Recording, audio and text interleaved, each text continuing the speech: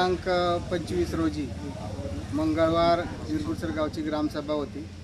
ग्रामसभेमध्ये सगळे जे विषय ते प्रोसिडिंगप्रमाणे चालू होते.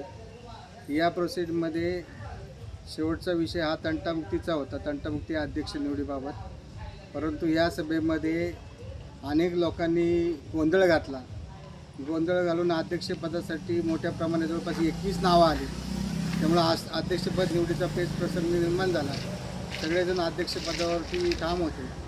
त्यामुळे सरपंच या नात्याने गोंधळ झाल्यामुळं ही ग्रामसभा, ही तंटामुक्तीची मीटिंग ही पुढच्या ग्रामसभेमध्ये होईल असं सरपंच या नात्याने मी जाहीर केलेलं आहे आणि ते कायम राहील.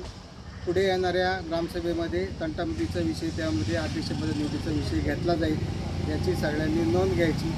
आज जी निवड झालेली आहे ही त्यांनी वैयक्तिक घरगुती निवड केलेली आहे. त्यामुळं तो पद हे ग्राह्य धरलेले जाणार नाही. ग्रामसभेमध्ये त्या नात्याने हे पद ग्राह्य धरलं जाणार नाही, कारण त्याच्यावरती मतदान होणार होतं किंवा त्याच्यावरून चिठ्ठी काढायची होती. परंतु अशा काही लोकांनी हे न करता स्वतःच्या मनमानी कारभाराने त्या गोष्टी केलेल्या आहेत आणि त्याबद्दल हे ग्राह्य धरण्यात येणार नाही. याची सगळ्या ग्रामस्थांनी, त्याचप्रमाणे आजूबाजूच्या गावातील सर्व लोकांनी नोंद घ्यायची आहे.